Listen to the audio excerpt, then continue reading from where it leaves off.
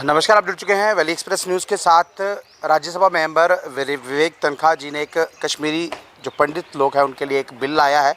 अब उस पर चर्चा होगी, चर्चा में क्या निकल गया है उन्हीं सब पर बात करने के लिए हमारे साथ दीपांशु भट्ट जुड़ेंगे, यूथ कांग्रेस से हैं।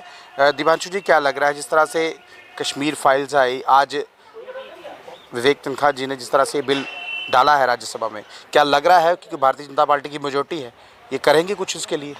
देखिए गुलशन जी, सर्वप्रथम तो आज के इस पावन अवसर पे नवरात्रा और रमज़ान की हार्दिक शुभकामनाएं और मुबारकबाद देना चाहूँगा जम्मू कश्मीर की जनता को। और आपका जो सवाल है मैं आपको थोड़ा विस्तार से बताता हूँ। विवेक तनखा जी जो कांग्रेस पार्टी के राज्यसभा सांसद है मध्य प्रदेश से, उन्होंने कश्मीरी पंडितों के लिए एक बिल लाया है जिसका नाम है recourse restitution rehabilitation and resettlement bill. अगर मैं आपको मोटा मोटा बताऊं, जो कश्मीरी पंडितों के लिए पॉलिटिकल, इकोनॉमिक, सोशल, कल्चरल और रिलीजियस राइट्स है, उनको स्ट्रेंथन करने के लिए बिल है। रिहैबिलिटेशन को स्ट्रेंथन करने के लिए बिल है, क्योंकि आप जानते हैं पिछले 8 साल में 2014 के बाद वादे बड़े बड़े हुए हैं, मैनिफेस्टो में जिक्र हुआ है, मगर ज़मीनी स्तर पे काम नहीं हुआ। कश्मीरी पंडितों की घर वापसी के लिए कोई भी रोड मैप, कोई भी विजन नहीं था। अब ये विजन कांग्रेस पार्टी की तरफ से विवेक तनखा जी ने राज्यसभा में लाया है। अगर मैं आपको, ये 12 पेज का ड्राफ्ट है, आपके माध्यम से मैं युवाओं को बोलूँगा, ये आपको नेट पे मिल जाएगा, इसको डिबेट कीजिए, डिस्कस कीजिए। थोड़ी जानकारी मैं आपको देना चाहूँगा इस बिल के बारे में। ये बिल डिमांड करती है कि कश्मीरी पंडितों को माइनॉरिटी स्टेटस दिया जाए। 1990 में जो कश्मीरी पंडितों के साथ हुआ है उनको विक्टिम ऑफ जिनोसाइड घोषित किया जाए, रिकॉग्नाइज किया जाए। और एक वाइट पेपर 1988 से लेकर 2022 तक एक वाइट पेपर जारी किया जाए, हाई लेवल कमीशन प्रोब बिठाया जाए under the supervision of retired supreme court जज, जहां पे जिन्होंने जिनोसाइड करवाया उनको सज़ा मिले और कश्मीरी पंडितों को इंसाफ मिले।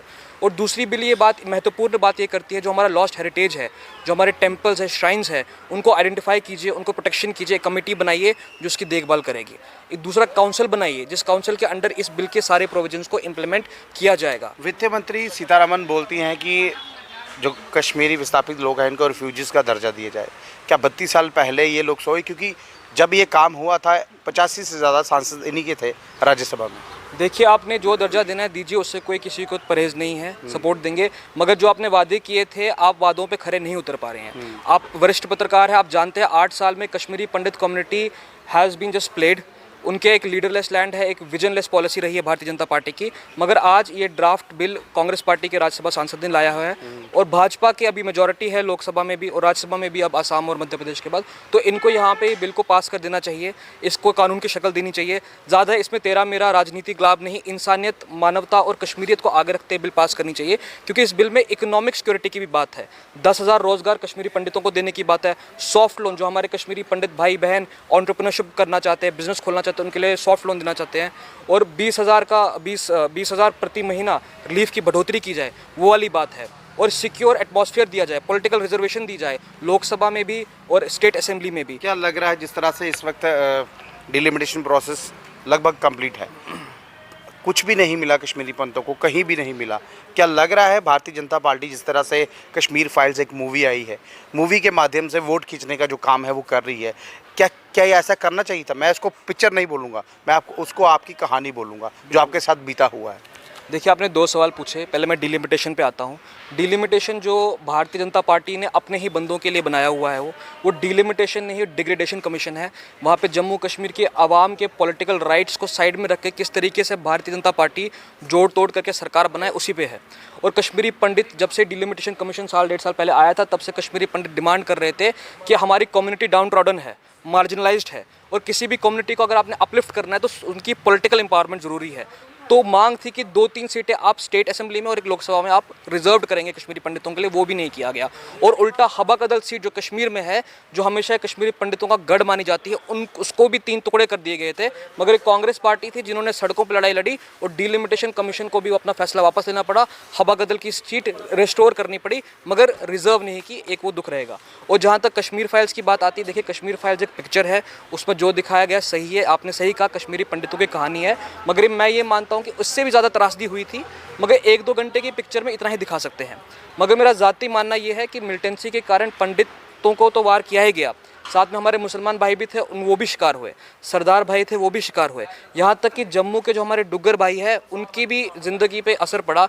जब कर्फ्यू लगता था, इकोनॉमिक सैंक्शन होता था, मिलिटेंसी बढ़ती थी, यहाँ पे भी जो हमारे स्टूडेंट कम्युनिटी है, बिजनेस कम्युनिटी, उनको भी इम्पैक्ट होता था।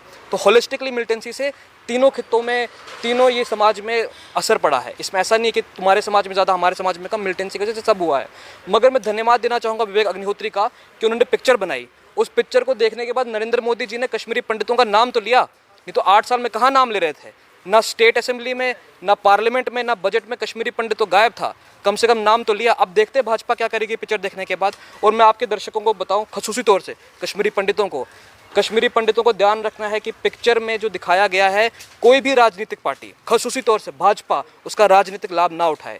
क्योंकि अगर किसी की त्रासदी पे, किसी के दुख का राजनीतिक लाभ उठाया जाता है तो इससे ज़्यादा शर्मनाक बात नहीं होगी। और कश्मीरी पंडित संगठित होकर, एकजुट होकर अपनी सारी मांगे, कुछ ऑर्गेनाइजेशन आपकी भी ऐसा बोल रही हैं कि आप रोना है तो रोइए, आंसू बहाइए, पर उन आंसुओं को बिकने मत दीजिए। अगर ये आंसू बिक गए तो कहीं ना कहीं किसी और दल को फ़ायदा मिलेगा। मैं आपको वही तो कह रहा हूँ, भारतीय जनता पार्टी 2014 से कश्मीरी पंडितों का दुख दर्द सिर्फ अन्य चुनावी मंच पे बेच रही है। ज़मीनी स्तर पे इन्होंने कोई काम नहीं किया। तथ्यों की बात करो, 2015 में नरेंद्र मोदी जी जम्मू कश्मीर आए, वादा किया 6000 फ्लैट्स कश्मीर में बना के देंगे। 2022 तक रिपोर्ट आती है होम मिनिस्ट्री की, कहते हैं खाली 15% से कम काम हुआ है। ये इनकी सिंसेरिटी है और ये इनका पॉलिटिकल इंटेंट है कश्मीरी पंडितों को लेके। इन्होंने पार्लियामेंट में, चुनावी मंच पे, अंतर्राष्ट्रीय मंच पे कश्मीरी पंडितों को एक राजनीतिक वस्तु की तरह बनाया है ताकि लोगों को जज्बाती किया जाए, वोट कंसोलिडेट किया जाए। मगर जब ज़मीनी स्तर पे काम करने की बारी आती है, इतिहास उठा के देख लीजिए, भारतीय राष्ट्रीय कांग्रेस ने हमेशा कश्मीरी पंडितों के लिए काम किया है। भारतीय राष्ट्रीय कांग्रेस कश्मीरी पंडितों की अपनी घर की पार्टी है। 3 प्रधानमंत्री देश को पंडित समाज ने दिए कांग्रेस के प्लेटफॉर्म से। और ये बिल इसका प्रमाण है कि आज भी विपक्ष में होने के बाद भी कांग्रेस पार्टी, जो पक्ष में सत्ताधारी पार्टी है, उसका रोल निभा के कश्मीरी पंडितों का जो किसी भी राजनीतिक लाभ के छोड़ के किस तरीके से ज़मीनी स्तर पे उनकी रिहैबिलिटेशन के लिए पॉलिसी बनाई जाए, उनके जो मसलियात है उनको सुलझाया जाए, वो कश्मीरी पंडित की सलामत के लिए कोशिश की जाए, ये कांग्रेस पार्टी कर रही है। बहुत बहुत धन्यवाद दिशांशु, हमसे मैं बात एक बात करने कहना चाहूँगा अंत में, मैं चाहता हूँ खसूसी तौर से युवा समाज, कश्मीरी पंडित, ये बिल आपको नेट पे मिल जाएगा, इसको पढ़िए, डिस्कस कीजिए, डिबेट कीजिए अपने प्लेटफॉर्म्स में, कॉलेजेस में, यूनिवर्सिटीज़ में। और ये जो बिल है ए से लेकर जेड तक सारी डिमांड्स पूरी करता है, रोड मैप देता है, एंटरप्रेन्योरशिप के रास्ते खोलता है, रिलीफ बढ़ाने की बात करता है, एम्प्लॉयमेंट बढ़ाने की बात करता है,